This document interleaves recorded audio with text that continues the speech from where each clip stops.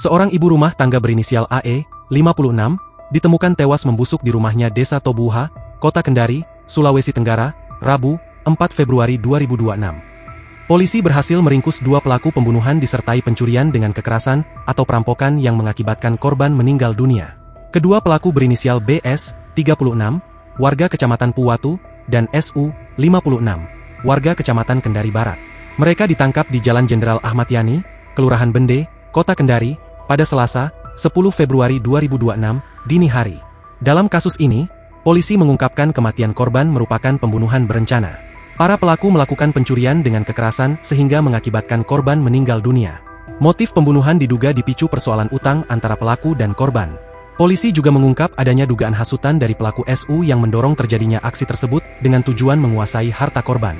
AE diketahui dibunuh 4 hari sebelum jasadnya ditemukan, tepatnya pada Sabtu, 31 Januari 2026, malam sekira pukul 20 waktu Indonesia Tengah.